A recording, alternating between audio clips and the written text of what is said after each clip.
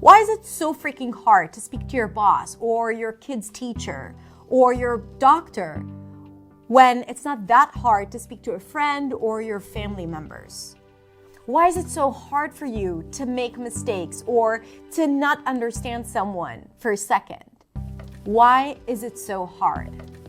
Why is it so hard for you to understand people who speak to you in real life when it's not that hard for you to understand people when watching YouTube videos or listening to podcasts or watching your favorite Netflix show? What happens in the interaction with other people that makes it so freaking hard? Hi everyone, I'm Hadar. I'm a non-native speaker of English, and I am here to help you speak English with clarity, confidence, and freedom. And today we are going to talk about all the other elements of English that are not English, that are preventing you from speaking English with clarity, confidence, and real freedom. If you want to find out more about me and how I can help you, make sure that after this video, you go and check out my website at hadarshemesh.com and follow me on social media where I share valuable content every single day. But before that, I want to share with you a personal story of why this matters so much to me. When I was 21, I moved to the US. I wanted to become an actress, and I studied acting and I worked there, and it was pretty amazing and also devastating and really hard, and all the possible emotions that a human being can experience, I've experienced. And then my visa expired and I had to move back to my home country, and I wasn't ready to move back. I wasn't ready to let go of that dream of becoming an actress in New York City, but I had no choice. So I moved back to my home country, and I felt that even though I was speaking my first language, I wasn't feeling like myself. And most importantly, I felt like this huge part of my life, this big dream that I had, was shattered. And I lost all confidence in who I was and what my purpose in life was. At that time, I joined a theater company, and I remember that I didn't feel like myself. I was always trying to hide who I was because I thought I was not good enough. Like, they would get so bored with me. And I stopped talking gradually. I really stopped communicating with them because I did not want to bother them. And with that, I noticed that I started speaking less and less and less. And it started affecting my voice. Like, even when I would try to speak, I would feel like my voice is not strong enough to carry out what it is that I wanted to say. So my voice started becoming weaker. I felt less secure in what I was saying, and I felt pretty crappy altogether. And this was in my first language.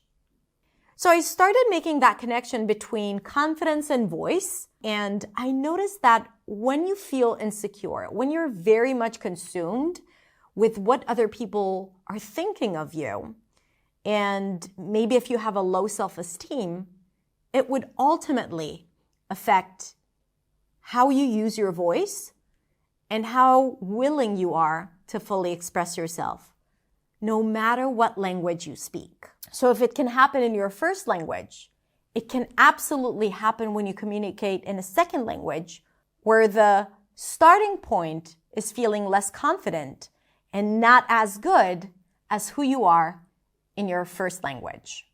So all of a sudden, here you are, you've been learning English, you've been using English, you've been exposed to English, and yet you feel like you cannot use it properly. Why is that?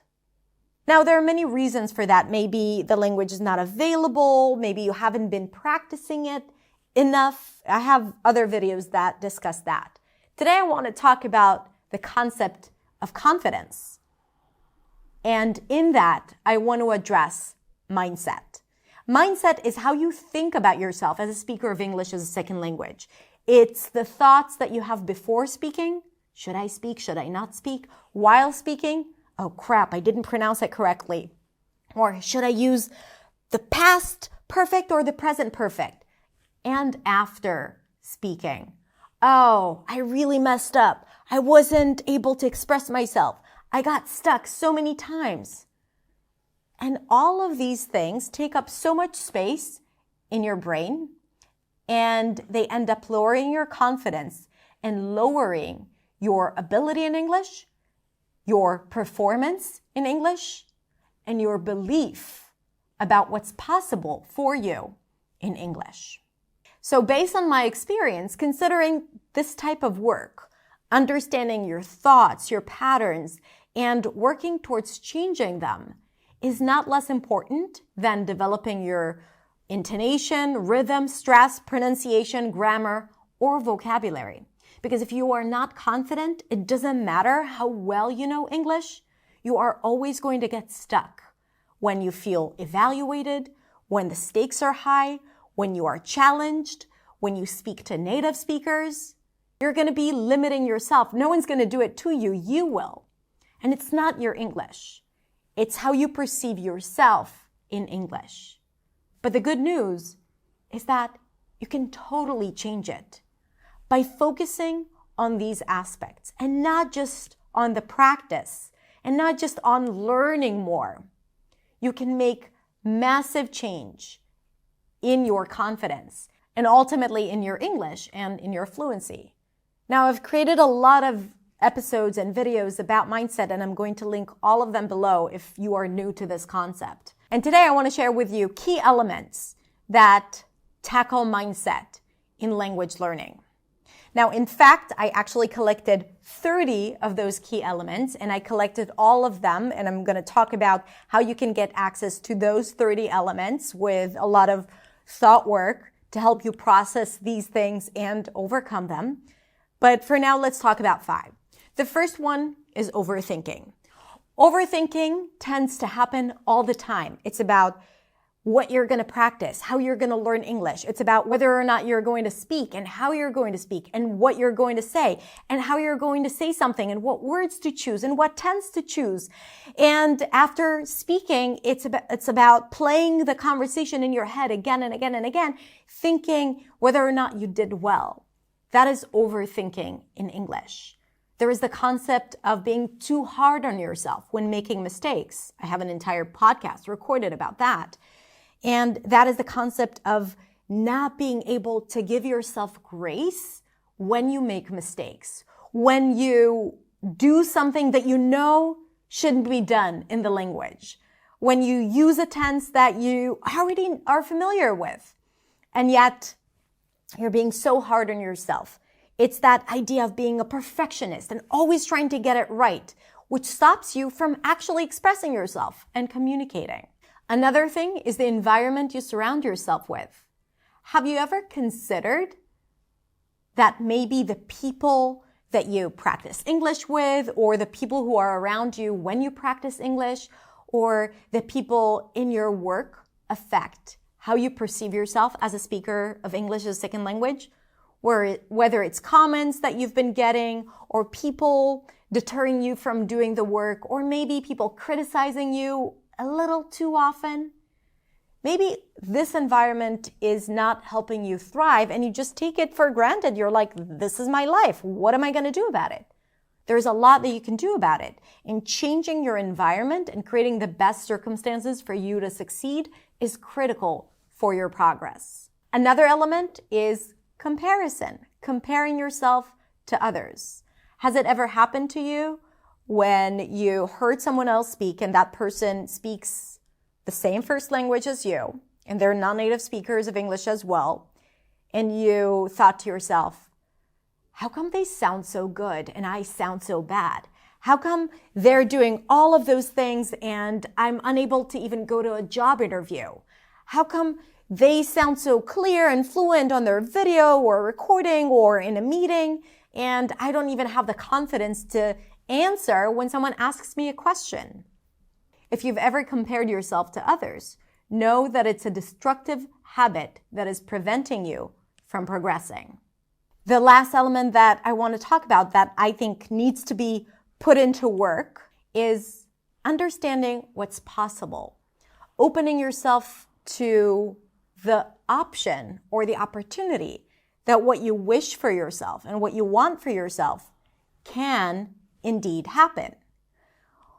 When you go through life or go through speaking English thinking, oh, I would never be able to work in an English-speaking country, it's so hard. Or I would never be able to get fluent. I would never be able to speak to my neighbors if you're an immigrant in an English-speaking country. What you're doing is you're limiting what's possible for you in life. And when that is your reality, when that is your perception of reality, what makes you think that you would actually go and do things that go against that belief? If you think that it's impossible for you to work in English, would you actually go and look for a job or go to interviews in English? Of course not. And if you don't do that, then of course you're not gonna find a job in English. But if you change that thought and you say to yourself, it is possible, then maybe you'd be more open to the opportunity and the option of interviewing in English. And when that happens, the chances of you getting a job in English are higher than when not interviewing at all. How you think about what's possible actually determines the results that you see in your life. And that requires work as well. And not just more practice and more vocabulary and better grammar. All of these elements are critical for reaching a breakthrough and for reaching real, limitless fluency. Now, like I said, I've collected 30 of these patterns that supposedly prevent you from feeling confident and speaking fluent, and I wanted to do something about it. So I created a mini training called My English Mindset. It's a 30-day mindset training where every day for only 10 minutes, I address each element and talk about how you can overcome it. Every day for 30 days, I talk about each one of those elements that stop you from feeling confident and being fluent. And when you start thinking about those things and dealing with those things and asking important questions like, what are your limiting beliefs or what is your environment like?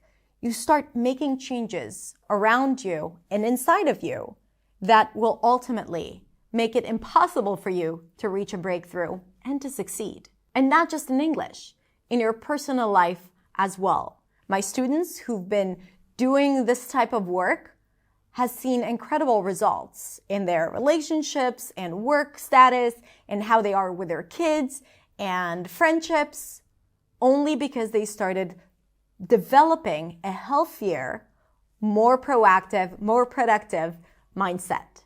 So this 30-day training is composed of different lessons about overthinking and feeling good and criticism and resistance and trauma and language and being in control and so much more. And every day I ask you to reflect and help you make those internal changes. This is thought work. This is mindset work. And it's so incredibly important. And I also wanted to make it super affordable so that almost anyone can access it. I'm going to link to it below. And in the meantime, I would love to hear from you. Please let me know in the comments from the elements that I spoke about today, what resonated the most with you. Write it in the comments and let's start a conversation. Also, you can send me a DM on Instagram and share with me your thoughts. You can find me at hadar.accentsway. Thank you so much for being here. And thank you so much for doing this work, even though it could be so freaking hard. But it's not impossible, and you have to believe in yourself and in the fact that it's possible for you. And I hope I can show you how. Thank you so much. If you like this episode, make sure you share it with your friends, colleagues, and students. And that's it. Have a beautiful, beautiful rest of the day, and I'll see you next week in the next video. Bye.